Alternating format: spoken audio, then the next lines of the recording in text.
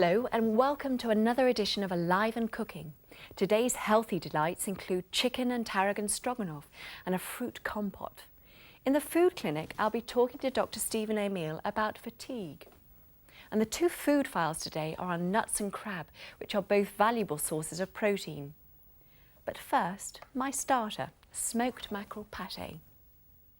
Now for smoked mackerel pate, you need firstly to find some smoked mackerel in the shops. You can generally get two varieties, the ones that are plain like these, or you can get them with little peppercorns on top. But I find if you use the peppercorn variety, it can be a little bit too hot on the tongue. And you can also add some peppercorns at the end. So I prefer to wait until then before I season it. Now I'm going to mash my mackerel. Now you just need to make sure that you take the skin off the mackerel. Otherwise you end up mashing skin into this lovely oily fish. Now mackerel contains very beneficial fish oils called omega-3 and omega-6 fatty acids, which is a bit of a mouthful. But basically what they do is that they help your body protect against heart disease. And they've also been linked with reducing the inflammation within the body, so that if you have arthritis, particularly rheumatoid arthritis, and your joints are very inflamed, these types of fish oils can help reduce that inflammation. So I'm just roughly mashing it. Now, the other main ingredient is watercress. I'm just going to chop a little bit of this watercress. Now, watercress is incredibly high in iron, but unfortunately the iron that you get within watercress, like the iron that you find in spinach, it's bound by other salts within the watercress, so your body doesn't absorb as much of the iron as you would do from red meat. But obviously if you don't like eating red meat, to eat watercress or spinach is a good option or good way of getting iron within your body. So I've just roughly chopped that. I'm going to add that to the smoked mackerel. Now to add the creaminess to it, I've chosen some fromage frais. You could use a low-fat natural yogurt.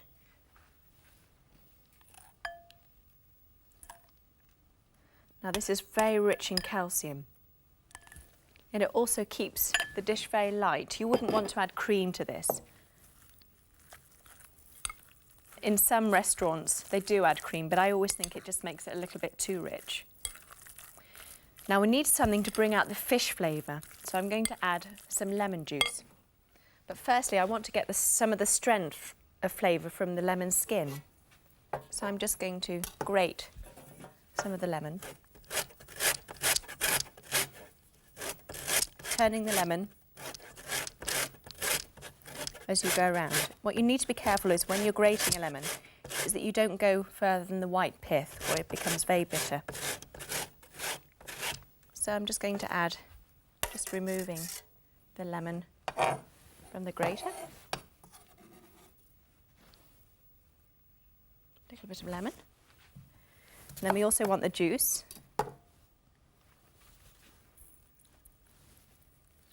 Squeeze it in. And I actually want the juice from both halves. The smells from this are gorgeous. You've got the fish and the lemon.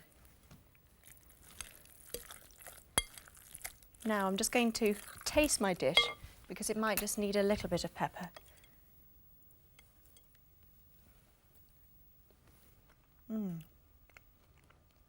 Just needs a tiny little bit of pepper. So just mix that in. It doesn't need any added salt because smoked mackerel has a very, very strong salty flavour. Now, to serve it, I'm going to place it in the bowl. Now you can either use smoked mackerel pate as a starter, or you could use it to put on jacket potatoes or to fill pita breads and have it as a good lunchtime snack. But what I've got here are some Melba toast. And it's wholemeal Melba toast. So I'm just going to check yet again that it's seasoned.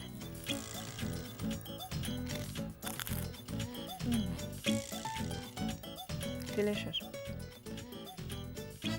So here you have it, a really smoky dish, smoked mackerel pate.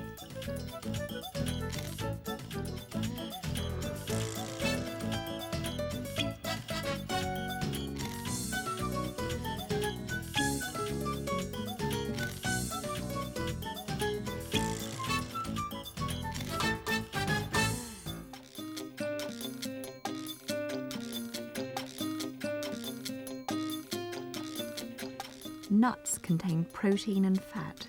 Proteins are needed within the body to produce strong, healthy muscles and also to maintain a healthy immune system. You should never give your children under the age of 4 nuts, as they can either become allergic to them, which can be quite serious, or cause them to choke, as they can easily slip down the windpipe.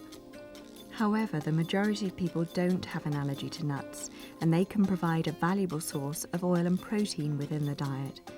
Vegetarians find them especially useful, as this can provide them with a good source of protein. Although nuts contain oil, the oil does not produce cholesterol within the body, so even if you have a high cholesterol level, you should be able to enjoy eating some nuts. Remember that although nuts are high in calories, if you eat them in small amounts as part of a roast or a nibble with a drink, they shouldn't cause you to put on excessive amounts of weight. Nuts can definitely be part of a healthy, balanced diet.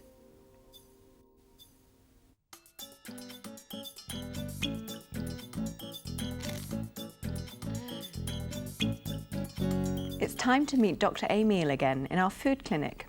Today we're going to talk about fatigue. Hello, Stephen. Hello. Fatigue, all of us have it at some time, but is it more common now than it used to be? Well, certainly an awful lot of people come to me complaining of it. In fact, doctors have a little diagnostic label, TAT, tired all the time. Yeah. But of course, that's just the beginning, because there are just so many causes, and it's quite a challenge to us to try and work out what's going on. I mean, there are heaps and heaps of physical causes and of course emotional ones, as well as nutritional ones possibly. But so my job really would be to try and set it in context. I mean, it's quite common for people to feel after any kind of virus really tired for 6 or 8 weeks. On the other hand, something that's going on for a lot longer would make one think of something more serious. I mean, glandular fever, perhaps, or a disease like a thyroid problem, or diabetes, or severe anemia. Depression, of course, is a big one. And if we're looking at drugs that you give a patient for fatigue, would you do it immediately, or would you look to other causes? Oh, drugs as a cause of fatigue, I mean, certainly I would wonder about that, but drugs to actually relieve it, I would be very, very careful about. It's really treating the underlying cause that we're talking about. And of course there is a group where the fatigue is really controlling their lives, and those are the people that would of course worry that they had ME, or chronic fatigue syndrome, as it's called now. And it's very nasty.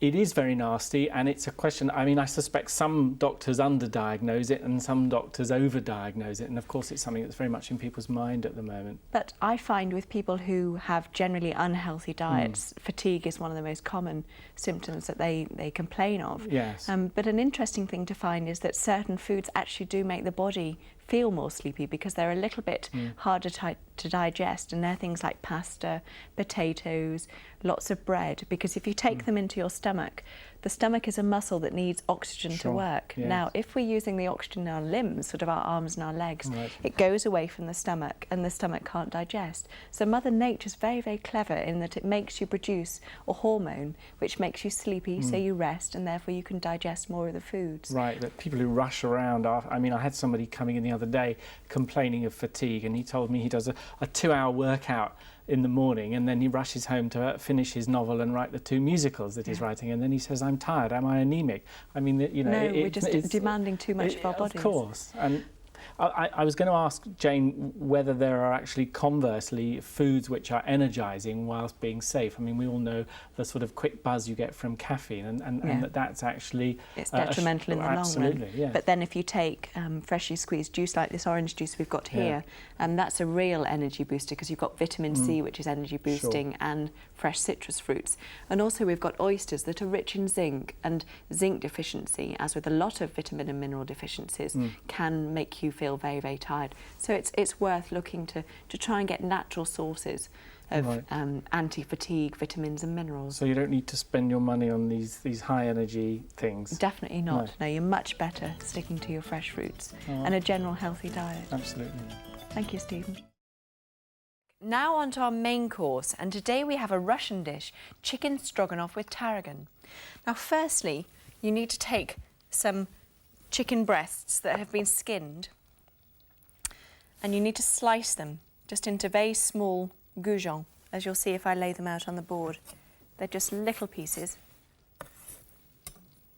Now you could also do this with meat, but I think to do a chicken stroganoff rather than a traditional beef dish is a lovely light alternative. Now I've got some butter in the pan that's just sizzling away, and I'm just going to bring the heat up so that I can add the chicken. Now I've got some butter in the pan. Now you could use olive oil, but I think because the traditional beef stroganoff was made with butter, I think we should stick with the traditional ingredients. Now I'm just putting them in.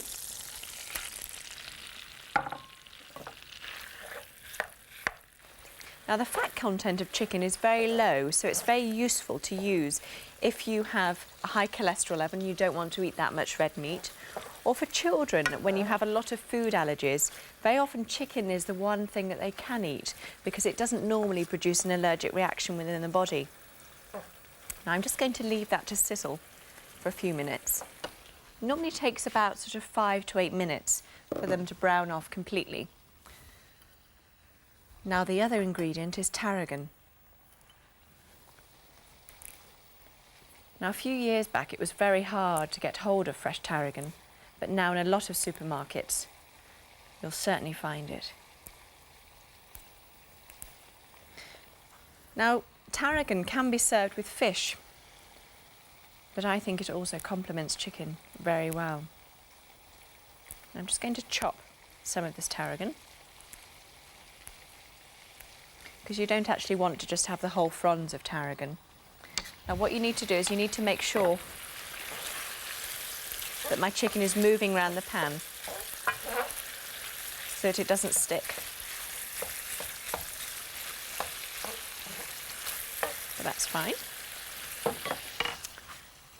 So I'm just going to chop some tarragon.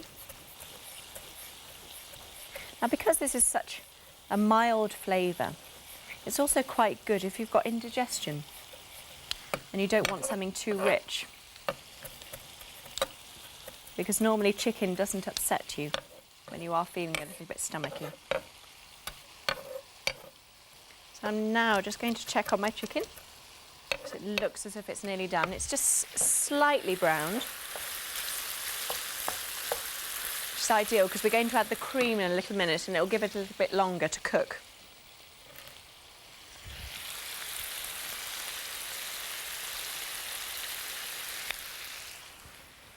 Now, the one thing you have to be very careful of when you're cooking chicken is that you cook it right the way through.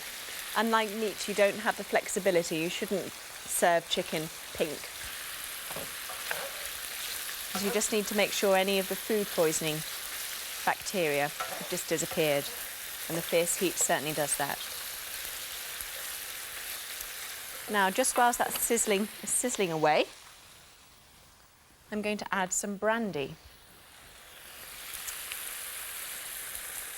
I'm making sure that the heat isn't too high. Just a dash of brandy. Now, some people wonder about the medicinal qualities of brandy. It's alcohol which is evaporating off now. Really, it doesn't have that many beneficial nutrients, unlike red wine, which is high in anthocyanins and tannins. But it doesn't mean that you shouldn't use it, because in this dish, it really is the secret ingredient that you add with the cream. So now that's heated through. Now you could use all double cream, which is what I've got here, but in order to lighten the dish, I'm going to add some natural yoghurt as well. And to pour the cream in, you can just hear it slightly sizzling. And then I've got some Greek yoghurt, which has got, it's quite a sort of textured yoghurt. As you'll see, it's not that smooth, because it's a nice rich creamy yoghurt. As you'll see, we've got a lovely combination of colours, and it's very, very creamy. Now, in order to just make it slightly thicker, I'm just going to turn up the heat just to reduce the cream down a little bit.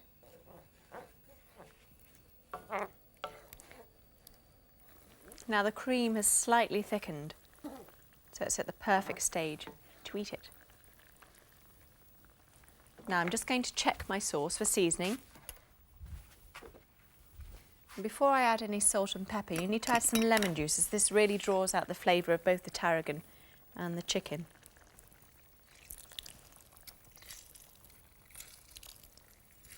Delicious.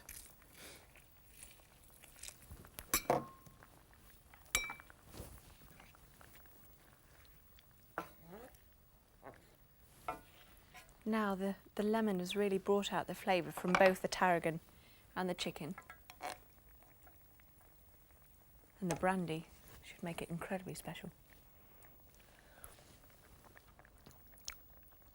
It just needs a little bit of salt, but you don't need to put too much in because it's a very, very mild dish.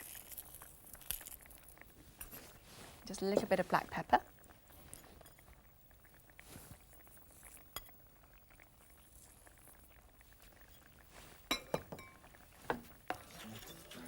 And we're nearly there.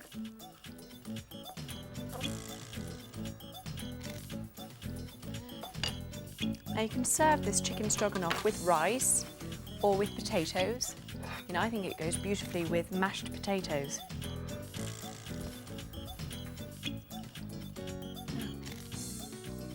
Or if you wanted to add some extra fibre to this dish, you could serve it with some whole grain rice, or indeed just chunks of whole grain bread.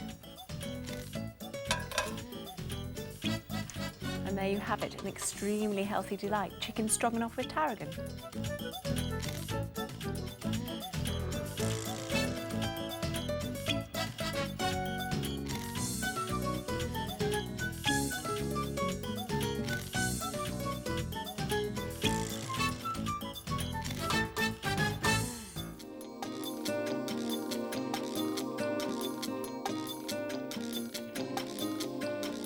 Crab and lobster contain very similar nutrients. They're both high in protein and also in zinc. Now, many of you know that protein is needed to produce strong, healthy muscles and also helps maintain a strong immune system. However, zinc in particular is needed to produce a good libido. So if you're feeling low, splash out and enjoy some crab and lobster. Many people worry about the cholesterol content of seafood, but the type of cholesterol that's within them doesn't produce significant amounts within the blood. So as an occasional treat, they're perfectly healthy. And today's dessert is a delicious fruit compote.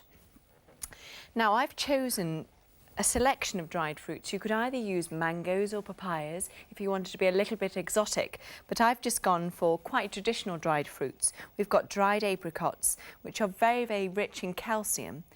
We've got dried figs, dried pears, dried prunes, and dried peaches, which not many of you have possibly found dried peaches, but you can find them if you hunt hard in supermarkets.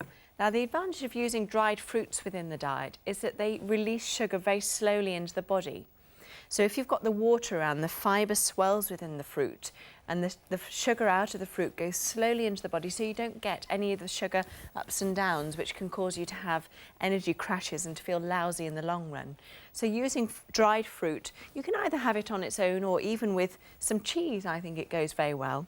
But I'm going to make a compote with this fruit by mixing it with some cinnamon stick and also some cloves. Now that gives it a little wintry touch. But obviously they're dried and they need to swell. So what I need to do is I need to put them into a bowl and to add some water to hydrate the fruits. Now, if they're very dried, you need to leave them overnight to soak, but these are partially hydrated. There's a little bit of moisture, so I only need to leave them to soak for about half an hour. Now to add some more flavour, I've got zest of a lemon and also zest of an orange. Now I'm just going to mix them together.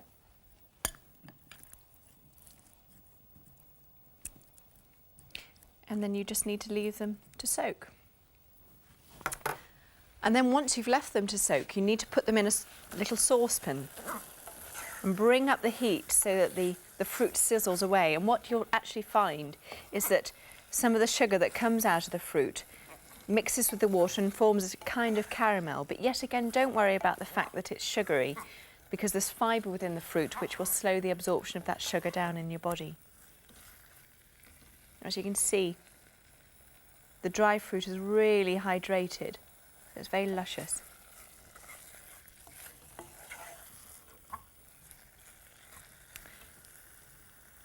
Now, another advantage of eating dried fruit is that the fibre also stimulates your gut and your liver to produce anti-heart disease substances, as well as we have found that it can decrease your risk of cancer. So if you're worried about that, if you've got a strong family history of either of those conditions within your family, definitely try and eat lots of fresh fruit and also dried fruit.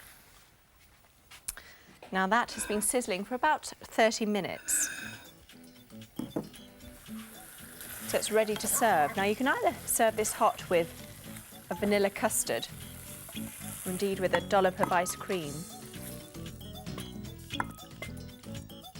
But I've decided to keep things very light. And I'm going to serve it with some natural yogurt.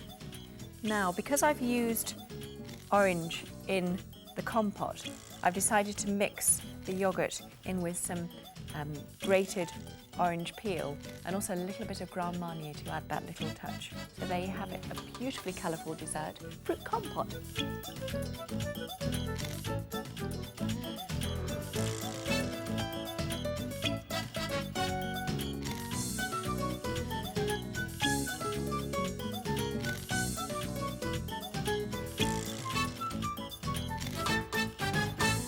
That's all for now, but I'll be back next time with more healthy dishes to tempt you, so I'll see you then.